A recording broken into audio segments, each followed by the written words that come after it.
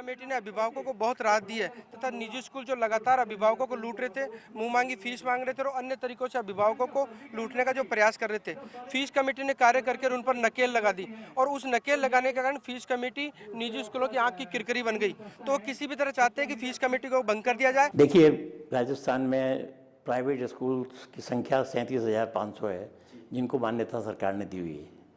अब इन सभी स्कूलों की फीस निर्धारण करना एक फॉर्मूले से नहीं हो सकता। हर स्कूल की अलग अलग फीस निर्धारित की जाएगी और हर स्कूल के जो इंफ्रास्ट्रक्चर है, इन्वेस्टमेंट है, सबको देखा जाएगा, छात्रों की संख्या, वहाँ पर जो है शिक्षकों की संख्या, इसलिए समय लगने की संभावना है। कोशिश हमारी ये है समिति की कि हम एक यूनिफॉर्मिटी, एक रूपता लाकर, एक फॉर्मूला बनाकर इसको फीस निर्धारण की प्रक्रिया को थोड़ा सरल बना दें और शीघ्र ये कार्रवाई कर सकें। वक्त लग सकता है फीस निर्धारण में, ये कहना है जस्टिस शिव कुमार जी का। लेकिन इस वक्त एक कॉलर हमारे साथ है बांसवाड़ा से, चंद्रकांत जी। बताएं क्या कहना है चंद्रकांत जी आपका। सर मैं ये कह रहा हूँ, उनकी ये जो फीस लेते हैं नाजायज लेते हैं और इसमें ये जो बिल्डिंग कंस्ट्रक्शन भी करते हैं तो उसका पैसा भी लेते हैं जी। ये तो एकदम गलत है। बिल्कुल भिंडा साहब, यही बड़ा सवाल है। जैसा कि हम लोग ब्रेक पर जाने से पहले और ब्रेक से लौटने के बाद शिक्षकों के आंदोलन की जो आवाज सुन रहे थे, जो हमसे टकराएगा चूर चूर हो जाएगा, क्या इस तरह का रुख रख के सरकार के प्रति जो टीचर इस तरह का व्यवहार करते हैं, जो इस तरह के निजी स्कूल संचालक हैं, उनको लेकर आपको नहीं लगता कि सरकार को अब तो वक्त कठोर हो जाना चाहिए? हो सकता है ये तो कुछ मोटिवेटेड किए हुए होंगे, उनका शोषण होता है। अगर एक प्राइवेट सेक्टर के अध्यापक थे तो उनका शोषण होता है, ये तो उनके करने से स्कूल संचालकों की बात है। एक साल में हर साल स्कूल फीस बढ़ा दी जाती है, 3 से 4 गुना स्कूल फीस वसूली जाती है और इस दर्द को स्नेहलता जी आसानी से समझती हैं कि एक अभिभावक के लिए बड़ी फीस चुकाना कितना बड़ा मसला है। स्नेहलता जी। बिल्कुल है, इतनी महंगाई में आज दोनों हस्बैंड वाइफ दोनों कमाते हैं, फिर भी इतनी महंगाई है और इतनी स्कूल की फीसेस और भी अदर खर्चे भी बहुत होते हैं, वो कैसे वहन कर पाएंगे? इस वहन नहीं कर पाने से उसी चिंता में रहते हैं कि आगे का भविष्य वो तय नहीं कर पाते कि बच्चों का भविष्य कैसे हम करें। बच्चों को पहले देखते हैं वो लोग। राजधानी के स्कूलों को क्या हालात हैं कि पैसे, अगर फीस वसूली की बात की जाए, क्या स्ट्रक्चर आपको नजर आता है? स्ट्रक्चर सारा खराब ही है बड़े स्कूलों का, तो कि आए दिन हर साल फीस बढ़ाई जाती है। क्यों बढ़ाई जाती है हर साल, क्यों? या तो अपना वो पूरा ब्यौरा दें कि हमने ये फैसिलिटी बढ़ाई है, फैसिलिटीज वही रहती हैं। मैं देख पा रहा हूं कि जो पेरेंट्स वेलफेयर सोसाइटी का कहना है साफ तौर पे कि आरटीई की जो नियम है उनके विपरीत जाकर शुल्क बढ़ा दिया जाता है। निजी स्कूल संचालक ड्रेस नहीं बेच सकते, वो बेचा करते हैं, पाठ्य सामग्री नहीं बेचा करते, बेचते हैं। तो इस तरह के जो मसले हैं, इनको लेकर तो कोई बात नहीं उठ रही। उनको लेकर बात तो बाद में उठेगी ना। निर्धारण कमेटी की बात होती है, लेकिन स्कूल संचालक इस पर क्यों बैकफुट पे नजर आते हैं? किस बात पे बैकफुट पे नजर आते हैं? ड्रेस बेचने की जो फिजूल खर्चे जोड़कर फीस में वसूले जाते हैं उनको लेकर। हाँ, तो फीस सभी चीजें आएंगी ना, पहले तो फीस देखेंगे ना अभिभावकगण कि कितनी क्या फीस बढ़ रही है। आपको लगता है ये विरोध का बड़ा कारण है? विरोध का बड़ा, बिल्कुल बड़ा कारण। जी, आप क्या कहना चाहेंगे? नहीं, निश्चित रूप से फीस निर्धारण और फीस बढ़ोतरी जो मनमानी तरीके से होती है, उसका परसेंटेज देखिए आप। जो निजी शिक्षण संस्थाएं हैं उनमें मात्र 5 या 10% स्कूलें ऐसी होगी जिनके अंदर इस तरह की मोनोपोली होती है। ये बात बिल्कुल सही कह रही हैं कि उस सरकार की जिम्मेवारी है कि दोनों पक्षों को देखे। वो जो बड़ी संस्थाएं हैं जो मनमानी करते हैं, जो पेरेंट्स से सभी तरह का शुल्क वसूल करते हैं और किसी प्रकार की कोई लगाम नहीं है, उन पर लगाम लगनी चाहिए। लेकिन उस आरटीए के एक्ट की धारा 6 और 7 के तहत जो सामाजिक संस्थाएं हैं उनके ऊपर भी वही आप एक्ट लागू कर रहे हो, उनके ऊपर भी वही आप पाबंदियां लगा रहे हो, उनके ऊपर भी आप आज जो जयपुर शहर के अंदर 40-40 साल से जो संस्थाएं चल रही है सिटी बाउंड्री वाल के अंदर, जो समाज की सेवा कर रही है, आप उस पर भी वही नियम लागू कर रहे हो। सरकार की बुद्धि कहां चली गई? सरकार को सोचना तो चाहिए कि ये संस्थाएं समाज की सेवा कर रही है। जो बड़ी संस्थाएं जिनको सरकार ने नाम मात्र के 1 रुपए टोकन मनी में जमीन दी या मिनिमम रेट के ऊपर जमीन दी, उनके ऊपर सरकार लागू करे, सख्ती से बात समझ में आती है। लेकिन वही नियम सरकार सामाजिक संस्थाओं पे या जो कच्ची बस्ती में, बैकवर्ड इलाके में, शहर में संस्थाएं चल रही है, समाज को, सरकार को सोचना पड़ेगा कि समाज की जो सेवा करने वाली निजी शिक्षण संस्थाएं हैं उनको इस दायरे से बाहर करना पड़ेगा। आप करिए सख्ती, लेकिन उसका बिल्कुल पक्ष देखिए। कैसे हो सकता है ये। इस वक्त अजमेर से कॉलर हमारे साथ है कमल कुमार जी। बताइए कमल जी, क्या सवाल है आपका? कमल जी से हमारा संपर्क कट गया, लेकिन निजी स्कूल संचालकों के रुख को लेकर मेरे सहयोगी महेंद्र हमारे साथ जुड़ चुके हैं। महेंद्र, आपसे मैं जानना चाहूंगा कि निजी स्कूल संचालकों का आज बड़े पैमाने पर प्रदर्शन हुआ, उसके बाद विधानसभा की ओर कूच किया गया, क्या आज सूरत नजर आती है? क्यों विरोध है और क्या लगता है ये विरोध जायज है? जी अश्वनी, निजी स्कूल संचालकों द्वारा आज बड़े स्तर पर प्रदर्शन किया गया है, निजी स्कूलों की हड़ताल रही है। ऐसे में जो फीस कमेटी निर्धारण की बात चल रही है, ये निजी स्कूल संचालक इसका विरोध कर रहे हैं, जो किसी मायने में, किसी लहजे में सही नहीं कहा जा सकता, क्योंकि जहां एक तरफ ये मोटी फीस वसूल कर रहे हैं, इस पर लगाम लगाने के लिए सरकार का एक प्रयास है फीस कमेटी के रूप में, जिसका ये विरोध करते नजर आ रहे हैं। जी महेंद्र, एक बड़ा सवाल यहाँ पर उठता है कि वो फीस निर्धारण कमेटी पर सवाल तो खड़े करते हैं, उसको रद्द करने की मांग भी करते हैं और भ्रष्टाचार के आरोप लगाते हैं। इसको लेकर क्या कहना चाहेंगे आप? जी अश्विनी, सबसे बड़ी बात यह सामने निकल के आ रही है कि निजी स्कूल संचालकों के सामने सबसे बड़ी परेशानी निकल के आ रही है कि फीस कमेटी निर्धारण के अगर नियम लागू होते हैं तो जो मोटी फीस निजी स्कूलों के द्वारा बच्चों से वसूली जा रही है, उस पर कहीं ना कहीं लगाम लगती नज़र जरूर होगी, जिससे इन निजी स्कूलों में दिक्कतें होगी। और इस कारण से शुक्रिया महेंद्र इस चर्चा में शामिल होने के लिए। एक कॉलर हमारे साथ जयपुर से जुड़े हैं, गजेंद्र जी। बताएं गजेंद्र जी, क्या सवाल है? सर मैं ये पूछना चाहूंगा जी,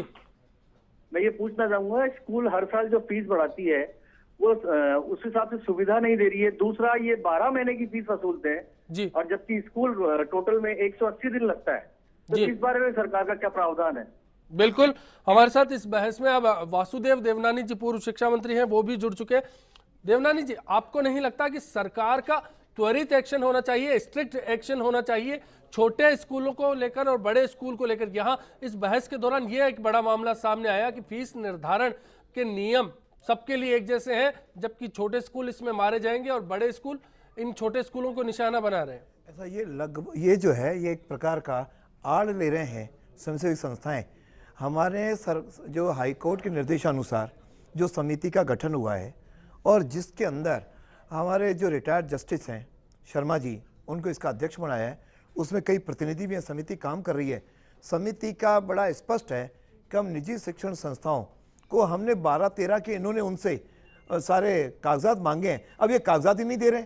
लेकिन सरकार बड़ी स्पष्ट है कि न मुनाफाखोरी करने देंगे और न जो है मनमानी करने देंगे। चलिए, एक नियम कहता है कि स्कूल बंद मर्जी से बंद रखना गैर कानूनी है। शिक्षा विभाग में जब मान्यता दी जाती है किसी स्कूल को तो ये नियम साफ तौर पर सामने आता है। इसको लेकर सरकार क्या कहेगी? निश्चित रूप से सरकार के पास आज ये मुद्दा आया है, इस पर हम गंभीरतापूर्वक विचार करेंगे और इस प्रकार की बातें हम अपने ढंग से इनके मनमानी करने नहीं देंगे। इनकी समस्याएं हैं, ये आए समिति के सामने अपनी बात रखें। और अभी तो उन्होंने फीस निर्धारण किया ही नहीं है। 21,000 स्कूलों का ये डॉक्यूमेंट देंगे तब तो फीस निर्धारित होगी। अभी इन्होंने 21,000 का हिसाब किताब बनाया, लेकिन इनको आपत्तियां मांगी है। ये समिति का रिकॉग्निशन ही नहीं स्वीकार कर रहे हैं। समिति की जो है ना एग्जिस्टेंस को ही ये चुनौती दे रहे हैं, जो असंवैधानिक है, क्योंकि कोर्ट के निर्देशों के आधार पर बनी है, बाकी प्रांतों में भी बनी है, वहाँ फीस निर्धारण हुआ है। हम कोई मनमानी ढंग से नहीं किया। सरकार ने कहा 14,000 अधिकतम फीस होगी। आपने खर्चे बताइए, इंफ्रास्ट्रक्चर का जितना मेंटेन करने के लिए होगा, जितने स्कूल के टीचर्स को आप तनख्वाह देते हैं उसका रिकॉर्ड लाइए, उसके आधार पर आपकी फीस निर्धारित होगी। मैं समझता हूँ न्यायिक चीज़ यही कहती है कि ये जितने भी निजी शिक्षण संस्थाएं हैं ये आराम से अपने डॉक्यूमेंट पेश करें, समिति के साथ चर्चा करें। लेकिन आपकी जो आपत्तियां भ्रष्टाचार भी के दर्ज आरोप लग कराएं। रहे हैं, उनको लेकर क्या कहेंगे? क्या कमेटी पाक साफ है, निष्पक्षता से काम हो रहा है? ऐसा कमेटी में सारे जितने लोग हैं सामूहिक रूप से निर्णय है, वो निश्चित रूप से पाक साफ हैं। उसके पास आप डॉक्यूमेंट रखोगे और उसके बाद वो तय करेगी। फिर आपसे आपत्तियां भी आमंत्रित की जाती हैं, फिर आपत्तियों पे भी जो है चर्चाएं होंगे। आप चर्चा तो करो, आप तो समिति के सामने जा ही नहीं रहे हो, डॉक्यूमेंट दे ही नहीं रहे हो, तो निर्णय किस प्रकार होंगे? ये जो एक तरह से हठधर्मिता मैं समझता हूं कि नहीं है, कि निजी शिक्षण संस्थाएं शिक्षा में सेवा के भाव से आई थी। हमारी स्पष्ट मान्यता है कि निजीकरण तो हो, लेकिन इसका व्यवसायीकरण नहीं होना चाहिए। ये चलिए, हमारी बिल्कुल स्पष्ट मान्यता है। चलिए, ये अच्छी चीज है। लेकिन इस वक्त एक कॉलर जुड़े हैं गंगानगर से, नरेंद्र जी। बताएं नरेंद्र जी, क्या सवाल है आपका? सर नमस्कार। नमस्कार सर अश्विनी जी, इसमें क्या है कि सबसे बड़ी जो समस्या है वो ये है कि टीम में पॉलिटिकल विल नहीं है, और दूसरी सबसे बड़ी समस्या है करप्शन की, और तीसरी बात है कि फीस तो ये लोग बढ़ाते हैं। इसके अलावा ये जो हर ड्रेस चेंज होती है और हर साल किताब में ये 2 चैप्टर चेंज कर दिए, उस वजह से क्या है कि पूरे का पूरा सिस्टम जो इन्होंने ना अपना वो इनकम का सोर्स बना रखा है, और इन लोगों को इतनी इनकम है कि इनकी जो तरक्की है वो 100 टाइम्स हो रही है, लेकिन सरकार जो है वो बिल्कुल मूक है, इस पे कहीं वो कोई ध्यान नहीं दे रही है। जी, शुक्रिया नरेंद्र जी बिग फाइट से जुड़ने के लिए। गिरिराज जी, आपको नहीं लगता कि ये एक बड़ा मसला है, इस पर काम नहीं किया जा रहा सरकार की ओर से? जो एक आम आदमी की आवाज थी, ये जो दर्द था। नहीं, निश्चित रूप से आम आदमी का दर्द है, लेकिन जैसा देवनानी जी ने कहा कि व्यवसायीकरण नहीं होने देंगे। बिल्कुल निश्चित रूप से शिक्षा का व्यवसायीकरण नहीं होना चाहिए, लेकिन फिर मैं दोबारा वही बात कहूंगा कि जो सामाजिक संस्थाएं हैं जो पिछले 40 साल से समाज की सेवा कर रही है, मिनिमम फीस के ऊपर शिक्षा, बच्चों को शिक्षा दे रही है, उन संस्थाओं के ऊपर भी आप उसी डंडे से, उसी एक्ट से, उसी नियमों से कार्रवाई करना चाहते हैं। वो संस्थाएं कैसे जिंदा रहेंगी? आप व्यवसायीकरण मत होने दीजिए, लेकिन उसके अंदर आप 2 पक्ष तो रखिए। आप एक ही पक्ष रख रहे हैं, एक ही नियम, एक ही कानून लागू कर रहे हैं उन संस्थाओं के ऊपर जो गरीब इलाके में चल रही है, कच्ची बस्ती में चल रही है, बैकवर्ड इलाके में चल रही है, या जो समाज 40 साल से, 50 साल से, 60 साल से नॉमिनल फीस के ऊपर समाज की सेवा कर रहा है। आपको वो पक्ष भी तो देखना पड़ेगा। आप उनको तो छूट दीजिए। आप देखिए भाई, 3000 रुपए सालाना यदि कोई संस्था ले रही है, वो इस एक्ट से बाहर हो जाएगी, या 4000 रुपए जो ले रही है, आप एक तय तो कीजिए। जो 40,000 रुपए फीस ले रही है, 4 लाख रुपए ले रही है, उस पर भी वही नियम लागू कर रहे हैं, और जो 4000, 3000 ले रही है, उस पर भी वही नियम लागू कर रहे हैं। आप इसमें कुछ जोड़ना चाहेगी? मैं यही कहना चाहूंगी कि एक तरफ कहाँ रख रही है सरकार बोल रही है हमें ब्यौरा दो आप, और शिव कुमार जी क्लियर बोल रहे हैं कि हमें पूरा ब्यौरा दोगे, शिक्षक का वेतन देखेंगे, सब कुछ देखने के बाद ही तो एक्ट लागू करेंगे ना। कहाँ डंडा लागू कर रही है वो, कि एक पे ही डंडा लागू? आप एक ही बात बोल रहे हैं कि गरीब पे, सामाजिक संस्थाओं पे सब ब्यौरा देंगे, उसके बाद ही तो एक्ट लागू हो पाएगा ना। शायद स्नेहलता जी ने वो पूरा एक्ट पढ़ा नहीं है। मैं आपको बता दूं, अपडेट कर दूं आपको कि धारा 6 और धारा 7 में जो है उसके अंदर खेल का मैदान 50 बाई 50 का होना चाहिए, कमरों की संख्या 20 बाई 20 होनी चाहिए, बिल्डिंग का सर्टिफिकेट हर महीने लोगे आप टोटल बीएड टीचर रखोगे। बीएड टीचर की आज तनख्वाह गवर्नमेंट में 40,000 रुपए है, वो संस्था 40,000 रुपए एक टीचर को दे नहीं सकती। 10 अगर टीचर रखती है, 4 लाख रुपए देगी, उसका कलेक्शन ही 40,000 रुपए का है। कैसे वो उस एक्ट को लागू करेगी? देवनानी जी, आपने शायद पढ़ा नहीं पूरा एक्ट। ये धाराओं का गलत रिप्रेजेंट कर रहे हैं। हाँ। उसमें इस प्रकार का फीस निर्धारण में कहीं भी यह मुद्दा नहीं है। फीस निर्धारण में स्पष्ट है कि आप अपने बही खाते बताइए, आप कितनी सैलरी देते हो, कितना आपका इंफ्रास्ट्रक्चर है, उसमें कितना खर्चा आता है, वो बताइए और अपना फीस तय करके ले जाइए। फिर हम जो तय करते हैं उस पर भी कोई आपकी आपत्ति है तो भी आप हमारे सामने रखिए, हम पुनः आपसे चर्चा करेंगे, तब जाकर के फीस फाइनल होगी। लेकिन आप तो कहोगे हम रखेंगे नहीं डॉक्यूमेंट्स, ये कहाँ का न्याय है? मतलब आप गरीब शिक्षण संस्थाएं, जो स्वयंसेवी संस्थाएं आजादी के बाद बनी थी, सेवा भाव से बनी थी, वह तो एक तरफ, वो तो कहीं इसमें आपत्तियां नहीं कर रही हैं। ये आपत्तियां केवल एक राजनीतिक कुछ जो लोग हैं वह इसका राजनीतिकरण कर रहे हैं। और आज जिस प्रकार से प्रदर्शन करने आए, अपने कर्मचारियों को डरा धमका के लाए, नहीं तो तुम्हारी जो है ना नौकरी खतरे में है, तब भी जाकर के लिमिटेड संख्या में यहाँ पे आए। लेकिन सरकार इस तरह की, मैं समझता हूं किसी नेता बिल्कुल, चलिए सरकार की मंशा है, इसका राजनीतिकरण नहीं करने देंगे। आम अभिभावक को इसका निश्चित रूप से लाभ देंगे। नहीं होगा। इस पर जवाब लूंगा। एक कॉलर, 1 मिनट में बोलना चाहता हूं। देवनानी जी साहब ने जो कहा ना, देवनानी साहब मेरे पास आए थे, मैंने वो आपका फार्म जो है, रजिस्ट्रेशन फार्म, वो फार्म मैंने पढ़ा है। उस फार्म में ये सारी बातें हैं जो मैं आपको कह रहा हूं। अभी रजिस्ट्रेशन नहीं हो रहा है, अभी तो जो ऑलरेडी रजिस्टर्ड है, अरे वो तो उसके बाद ही तय करेंगे। नहीं, रजिस्टर्ड बात की बात है। दोनों बातें जो है ना, दोनों बातें साथ में है कि आपके फीस कमेटी जो मांग रही है ना, एजुकेशन डिपार्टमेंट, वो दोनों परफॉर्म में जो दे रखे हैं, दोनों परफॉर्म में एक साथ मांग रही है। उसके बाद ही उस फीस का उस स्कूल की फीस निर्धारण होगी। इसलिए मैं आपको बता रहा हूँ, शर्मा जी से बात कर लें, दोनों परफॉर्म मांगे, परफॉर्म आप दे दो, लेकिन फीस निर्धारण उस आधार में नहीं है।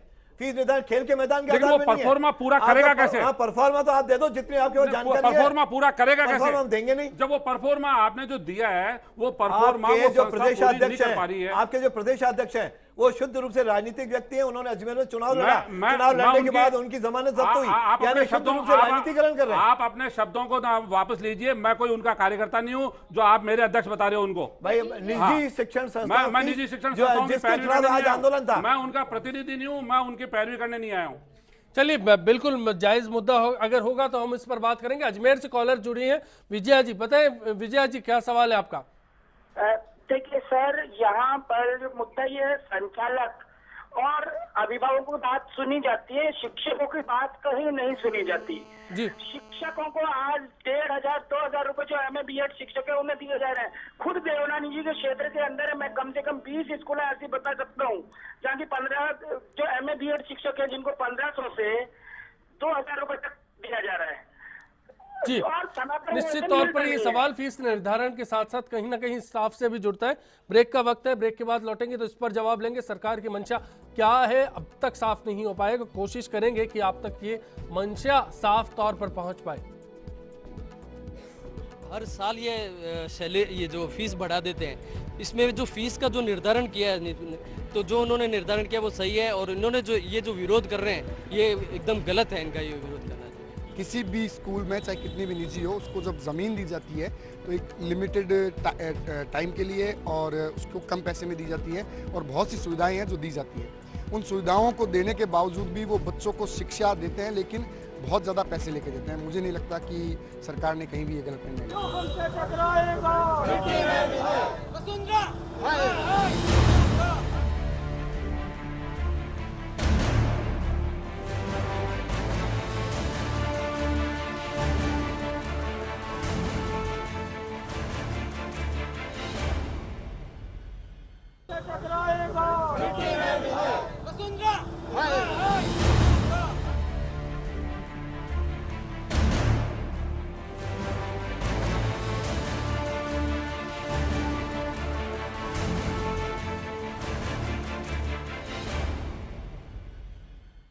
देखिए, क्वालिटी एजुकेशन देते हैं तो हमने कोई एक ही डंडे से सबको नहीं आंकड़े।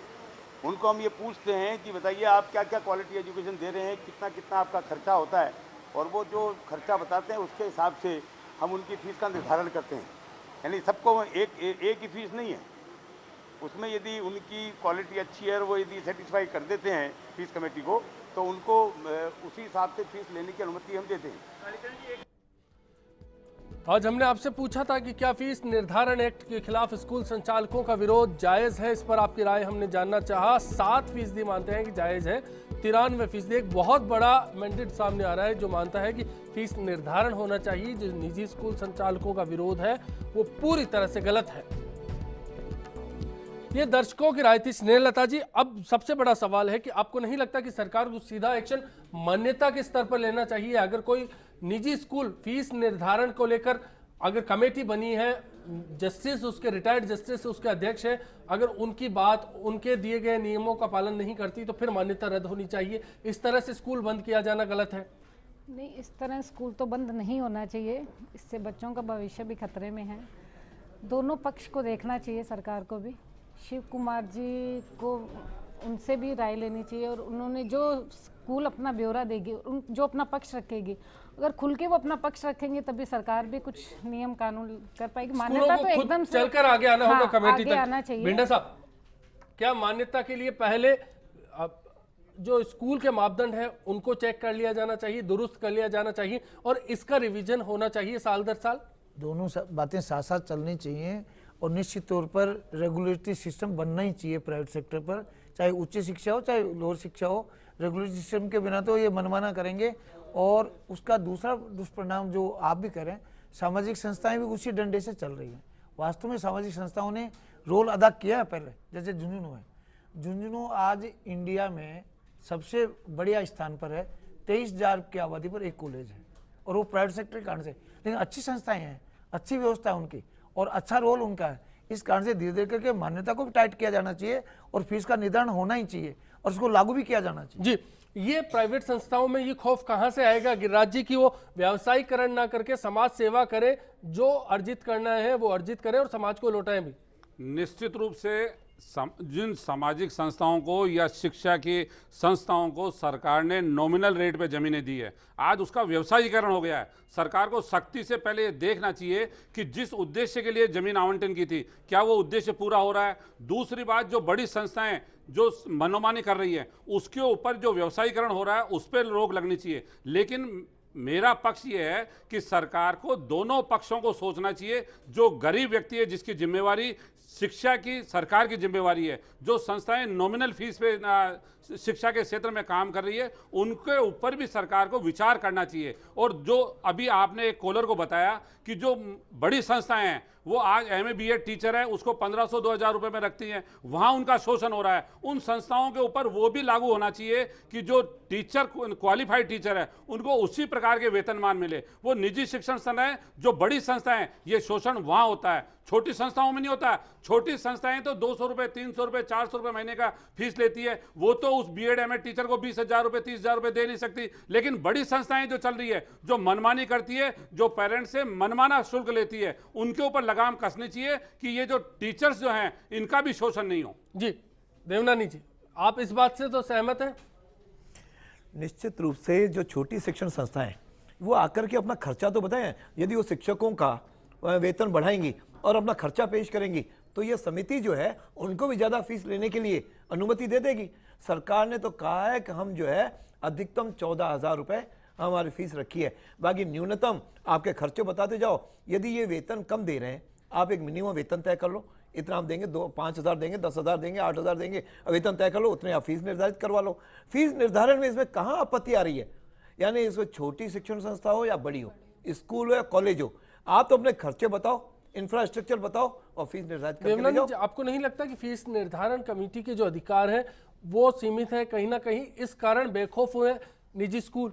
नहीं, उनको आज लगातार वो मांगते हैं रिपोर्ट्स, लगातार ब्यौरा मांगते हैं, उनके पास वो ब्यौरा आता नहीं वक्त पर। निश्चित रूप से ब्यौरा न देना एक तरह से उन्होंने मुझे वो बता रहे थे, अभी एक जगह शर्मा जी एक टीवी चैनल पे अभी कह रहे थे कि इन्होंने तो मेरे साथ जिस प्रकार का व्यवहार किया है आज से 2 महीने पहले, इन्होंने कहा आप काम बंद कर दो। जब मैंने नहीं किया तो उन्होंने कई प्रकार के आरोप भी इन पर लगा दिए। ये कंप्लीट असंवैधानिक है, गैर कानूनी है। यह जो समिति बनी है ये संवैधानिक समिति है, इसको किसी को भी इग्नोर कोई भी नहीं कर सकता। इसलिए दस्तावेज आज नहीं कल इनको पेश तो करने पड़ेंगे। सरकार इन सारी बातों को देख रही है, नोट कर रही है और सही समय पर नियमानुसार इस पे अपने कदम भी उठाएगी। आज जो निजी स्कूल बंद रहे एक दिन के लिए, इसको लेकर सरकार का क्या एक्शन होगा आगे? जिस तरह से कार्रवाई आज निजी स्कूलों की ओर से जो कदम रखा गया, आपको ये तो मानते हैं आपकी गलत था, तो फिर एक्शन तो होगा? यह गलत हुआ, सरकार ने इसको गंभीरता से लिया है। ये नियमों के तहत जो भी आवश्यक कदम होंगे वे कदम निश्चित रूप से सरकार उठाएगी। स्नेहलता जी, आखिरी कमेंट आपसे मैं चाहूँगा, क्या अपेक्षा है सरकार से? सरकार से यही अपेक्षा है कि वो ब्यौरा मांग के उचित न्याय संगत ले फैसला जो भी ले, और पेरेंट्स वेलफेयर सोसाइटी अगर ये ऐसे नहीं मानेंगे तो सड़कों पे उतरेंगे, पेरेंट्स और साथ आएंगे, आंदोलन तेज होगा। बिल्कुल। चलिए, आप सब इस खास चर्चा में शामिल हुए, आपका बहुत बहुत शुक्रिया। आज बिग फाइट में इतना ही। इसी उम्मीद के साथ आपसे विदा लेंगे कि आने वाला कल आप हम सब के लिए बेहतर साबित हो।